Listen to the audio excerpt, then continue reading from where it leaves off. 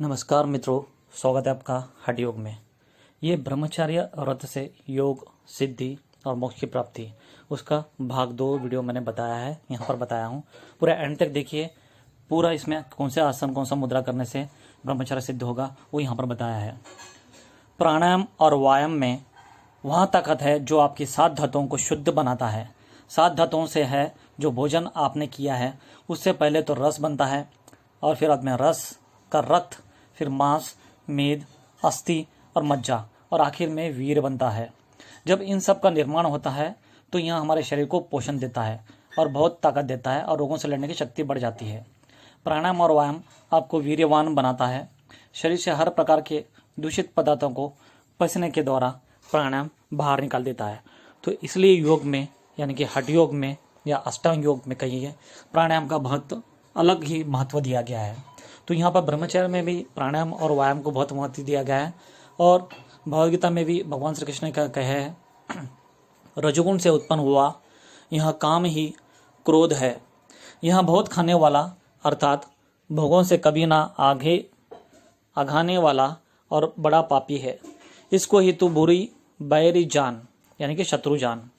इंद्रिया, मन, बुद्धि ये सब इसके वास स्थान है जिनके द्वारा यह मोहित करता है। इसलिए हे अर्जुन, तू इंद्रियों को वश में करके इस काम रूप दुर्जन्य शत्रु को मार डाल। श्री कृष्ण भगवान ने अर्जुन को भगवद गीता में बताया है 3 अध्याय के 41वां श्लोक में कि वह अभ्यास और वैराग्य यानी कि ब्रह्मचार्य से इन इंद्रियों पर विजय हासिल कर शत्रु को हम परास्त कर सकते हैं। रसा पगामम ना निसेवीय पायम रसादित्य करा नराम दित्तम च कामा समधिभवंती दुम्म जहा सौ फलवाह मक्खी। अर्थात ब्रह्मचार्य को दूध, दही, घी आदि चिकने, खट्टे मीठे, चरपरे आदि रसों वाले स्वादिष्ट पदार्थों का सेवन नहीं करना चाहिए। इनसे वीर की वृद्धि होती है, उत्तेजना होती है। जैसे दल के दल पक्षी स्वादिष्ट फलों वाले वृक्ष की ओर दौड़ते जाते हैं, उसी तरह वीर वाले पुरुष को काम वासना सताने लगती है। तो यहाँ पर इसका मतलब ये नहीं कि आप जो वीरवान पदार्थ है उसे बिल्कुल भी ना खाया, यानी कि यहाँ पर जिससे तमस गुण बढ़ता है या ज़्यादा होता है, अति मत खाना यहाँ पर यह बताया गया है। सद्दे रूवे व गंधे य रसे फासे तहे व या पंचवीहे काम गुणे निच्छसो परिवज्जय। अर्थात ब्रह्मचारी को शब्द, रूप, रस, गंध और स्पर्श इन 5 तरह के काम गुणों को सदा के लिए छोड़ देना चाहिए।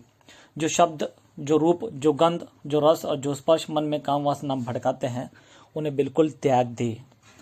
जल कुंभे जहा उव जोई संवासा विजय से। आग के पास रहने से जैसे लाख का घड़ा पिघल जाता है, वैसे ही स्त्री के सहवास से विद्वान का मन भी विचलित हो जाता है।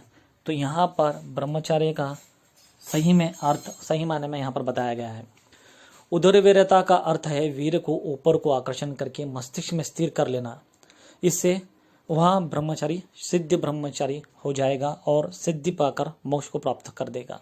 यह क्रिया अतिशय दुर्घन्य है और योग शास्त्र के अभ्यास बिना इसका करना लगभग असंभव सा है। पर फिर भी इसके संबंध में हम कुछ आवश्यक बातें लिखेंगे, यानी कि यहाँ पर कहेंगे। स्मरण रखने की बात है कि वीर शरीर में भर में इस प्रकार रमा हुआ है जैसे तिल में तेल।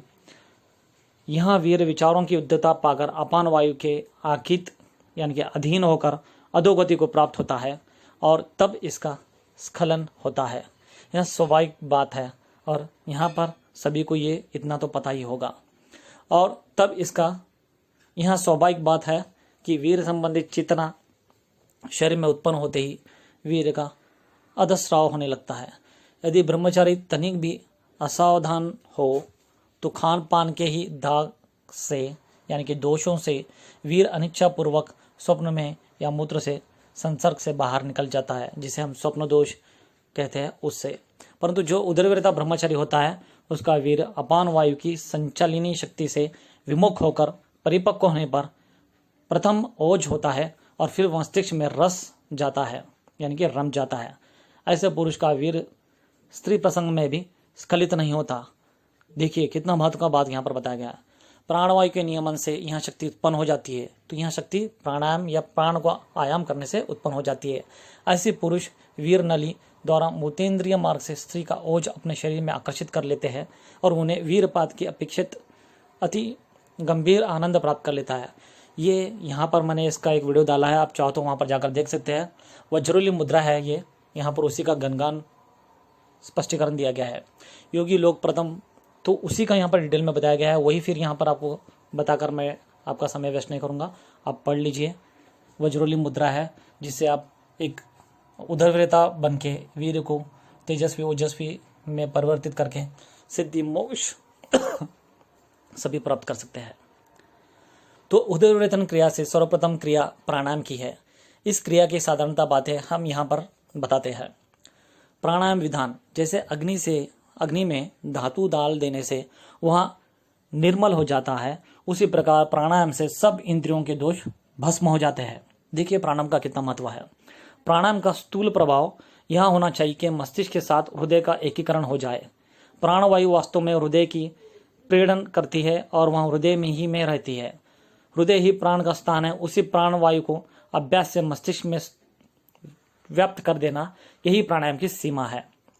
मस्तिष्क में सहस्त्रार चक्र है और इसके नीचे पुष्टवंश के जो भाग होता है, जिसे हम अधोभाग कहते हैं, वहां पर प्राण रक्षणा नियमों के अनुकूलन आचरण करने से न केवल प्राणों का बल बढ़ता है, प्रत्युत चक्षु आदि सभी इंद्रियों के अवयवों और अंगों को शक्ति बढ़ती और उत्तम आरोग्य प्राप्त होता है।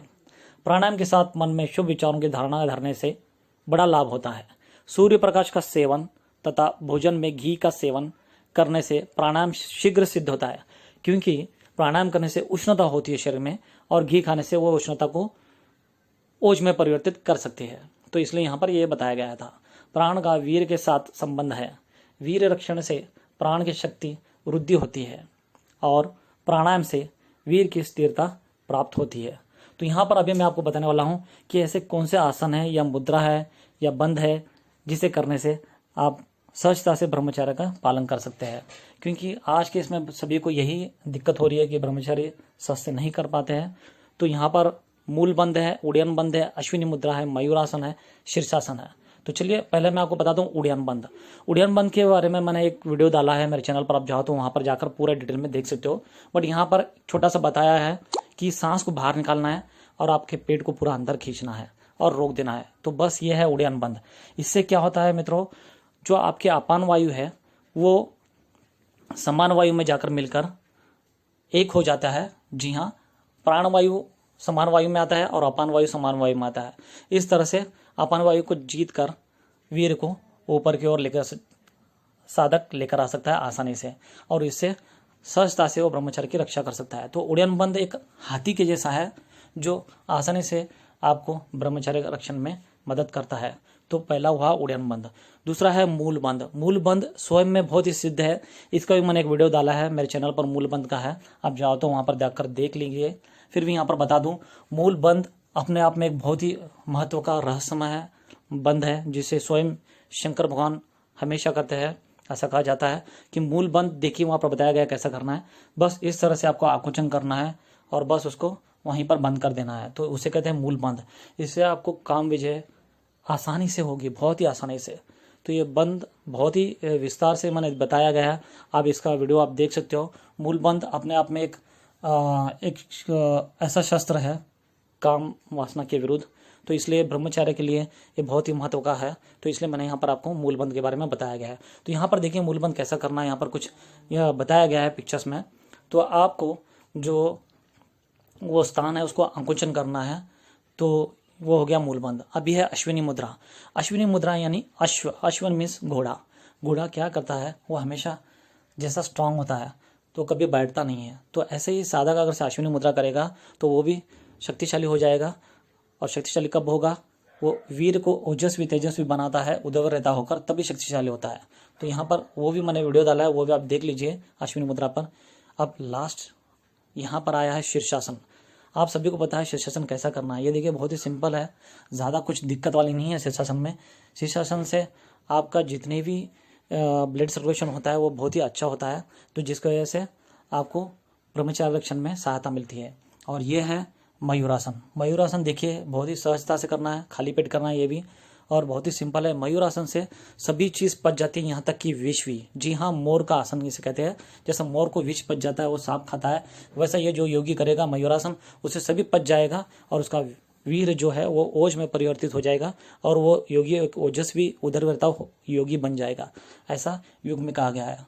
तो ये मैंने यहाँ पर बताया आपको, ये ब्रह्मचर्य से सिद्धि, मोक्ष और रक्षा का ये जो मैंने पार्ट 2 बताया। आपको इसमें कुछ भी दिक्कत हो, कुछ भी पूछना हो तो कमेंट्स में ज़रूर पूछे। और जी हाँ, बस इतना ही मुझे बताना था आपको, मैंने पूरा डिटेल बता दिया। अगले वीडियो में मिलते हैं, तब तक